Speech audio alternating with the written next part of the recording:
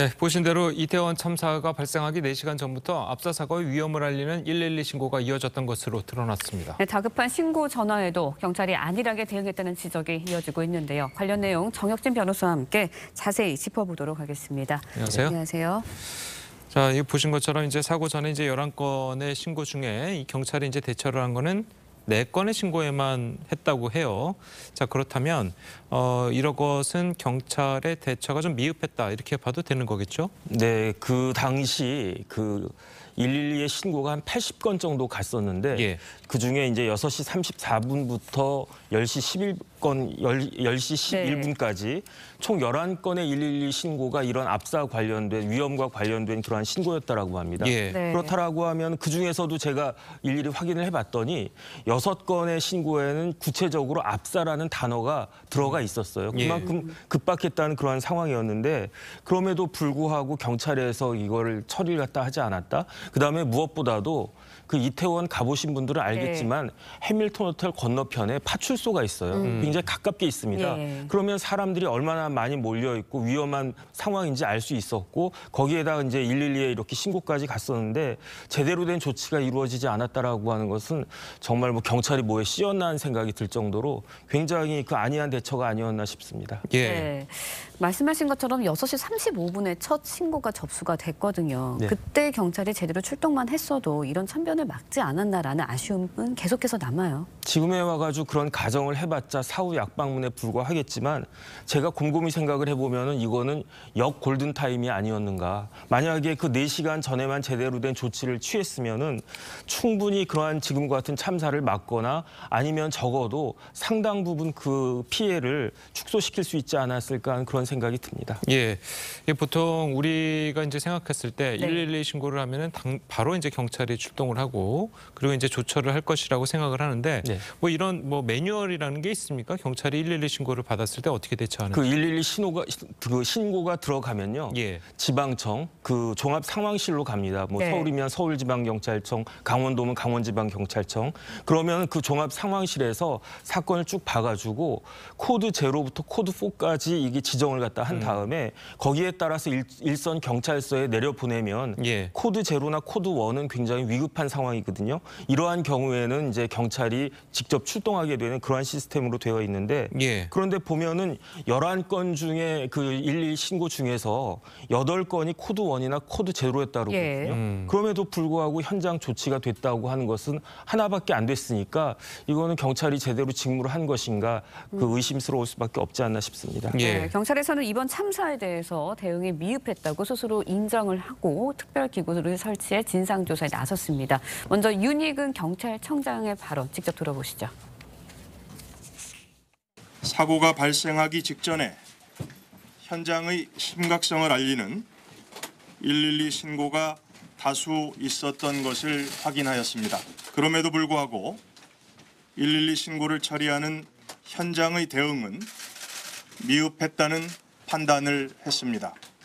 전반적인 현장 대응의 적정성과 각급 지휘관과 근무자들의 조치가 적절했는지 등도 빠짐없이 조사할 것입니다. 경찰청에 특별기구를 설치하여 사안의 진상을 밝히겠습니다. 네, 경찰청은 이제 이태원을 담당하는 용산경찰서부터 감찰에 나서겠다라고 이야기를 하고 있습니다. 하지만 경찰이 스스로 감찰에 나서는 거거든요. 제대로 이뤄질 수 있을까라는 의문도 남습니다. 글쎄요, 뭐 얼마나 제대로 할지는 이제 지켜봐야 될 것 같고요. 그다음에 제가 봤을 때 100% 감사원 감사 이어질 거고, 네. 그다음에 이제 추모 기간, 애도 기간 지나가면은 국정감사 당연히 이루어질 거라는 그런 생각이 드는데, 예. 문제는 어떤 생각이 드냐면은 검경 수사권 조정됐고, 뭐 검수완박까지 되지 않았습니까? 그다음에 이른바 국정원까지 개혁돼가지고 그 모든 개혁의 결과가 경찰의 그 비대화로 이루어졌거든요. 그런데 경찰이 그렇게 막강한 권한이 주어졌음에도 불구하고 이와 같이 가장 기본적인 일조차 저렇게 허둥지둥되면서 일을 처리하지 못했다라고 했을 때 과연 그 경찰에 대한 능력을 믿을 수 있을 것인가 이런 부분들에 대한 의문이 계속 더 제고되지 않을까 하는 그런 걱정이 있습니다. 예. 자, 그 뭐 신고에 관련해 가지고 이제 신고자가 신고한 대로 좀 처리를 해줬으면 좋겠지만 예. 현장에 근무하는 사람들 입장에서는 매일 봐오던 그런 인파고 또 그렇기 때문에 조금 뭐 이 정도면 괜찮지 않을까 뭐 이렇게 생각하지 않았을까요? 어떻게 보십니까? 글쎄요. 제가 봤을 때 매일 봐오던 인파는 전혀 아니었을 거고요. 그다음에 이 사건은 행인이 인파가 10만, 20만의 문제가 아니라고 생각을 해요. 예. 왜냐하면 거기 모여 있는 사람들은 다 젊은 사람들이었고 그렇기 때문에 군중 심리가 발동될 가능성이 굉장히 높았거든요. 그다음에 또 뭐가 있었냐면은 야간이었습니다. 주간하고 틀려요. 그래서 그 전에 있었던 그 이태원의 세계 음식 무슨 축제 그것하고는 질적으로 틀린 문제거든요. 거기에다가 또 밤인데 길거리에서 술까지 마시고 예. 거기에다가 또 이렇게 코스프레 가면 같은 걸 갖다 했으니까 심지어 경찰이 막 이런저런 소방관이 이런저런 행위를 하려고 했는데 사람들이 저거 코스프레 아니냐 이런 생각을 했을 것이기 예. 때문에 굉장히 그 사고가 발생할 위험성이 많은 그러한 시간과 장소였던 것으로 생각할 수밖에 없습니다. 자, 그렇다면 그 현장에 출동했던 경찰들 이제 조사를 받을 텐데 만약에 대처가 미흡했다면 뭐 법적인 처벌을 받을 수 있는 겁니까? 글쎄요, 제가 찾아봤더니 일단 경찰관 직무집행법으로는 처벌하기 어려울 것 같고요. 예. 그럼 일반 형법으로 가가지고 직무유기죄가 될 것인가? 그런데 직무유기가 되려면 구체적으로 어떤 직무를 어떻게 위반했는지 그런 부분을 일일이 따져봐야 될 것 같고요. 예. 그 다음에 이제 해봤자 네. 거기에 그 당시 파출소나 담당 있던 사람들이 뭐 순경부터 해가지고 경감 정도까지 하위직 경찰 공무원들 처벌해봤자 그게 무슨 의미가 있겠는가 그런 생각이 들어서 예. 결국은 법적인 조치는 그 담당 경찰관들에 대해서는 행정적인 징계 정도에 그치지 않을까 하는 생각이 듭니다. 예. 네, 여권 내부에서도 이제 경찰 수뇌부 이상민 행안부 장관에 대한 책임론이 일고 있는데 네네. 법적으로 어떤 책임을 좀 물을 수 있을까요? 일단 뭐 법적으로 뭐 형사적인 책임을 묻기는 마찬가지로 어려울 것 같은데 우리 재난안전법을 보면요. 6조에 어떻게 규정이 되어 있냐면 재난 및 안전관리 업무를 총괄하고 조정하는 사람이 누구냐. 행정안전부 장관으로 되어 있어요. 예. 그다음에 우리나라 경찰법의 4조에 보면 어떻게 되어 있냐면요.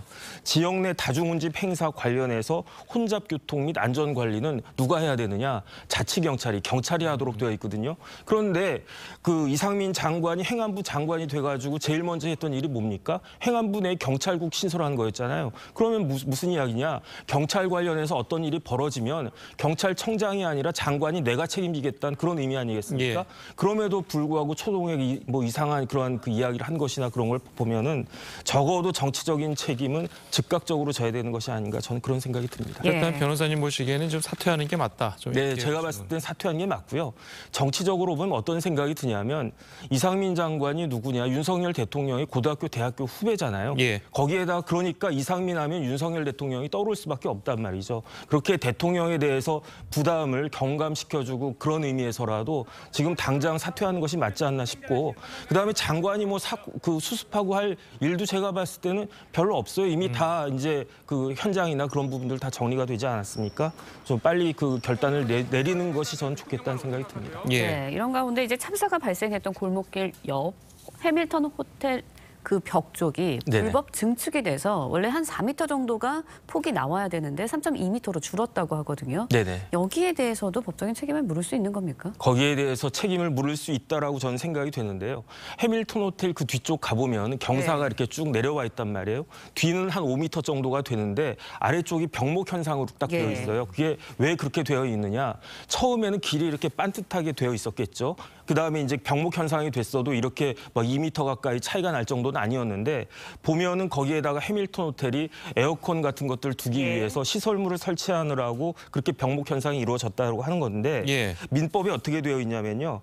그 불법 어떠한 그 공작물을 설치하고 관리하는 데 있어서 하자가 있으면 그걸로 인해 가지고 손해가 발생했을 때는 그 관리자나 점유자가 손해배상 책임을 그 부담하도록 되어 있고 그다음에 무엇보다도 저 그 시설물이 불법 시설물이다라고 하면 예. 거기에 따른 행정 책임과 법적인 책임을 저거 부담해야 될 것이라고 생각이 됩니다. 아, 그럼 이번에 그 참사 관련해서 이 사망자, 희생자들에 대한 그런 뭐 형법 그리고 민법적인 책임도 해밀턴 호텔이 질 수 있다 이 말씀인가요? 그런데 이제 이런 부분들이 굉장히 이례적인 상황에서 벌어진 그 사고였기 때문에 예. 인과관계가 얼마나 이루어질 수 있을지는 좀 그 법원의 판단을 해봐야 되겠지만 예. 이러한 일들이 이루어졌기 때문에 거기에 대한 책임도 한번 추궁해 볼 만하지 않을까 그런 생각이 드네요. 네, 그런데 이제 해밀턴 호텔이 불법 증축한 지 수년이 흘렀거든요. 그런데 네네. 용산구청에서는 지붕이 없는 구조물이었기 때문에 법적인 책임을 물지 않았다. 그러니까 행정조치를 취하지 않았다라는 이야기를 하고 있습니다.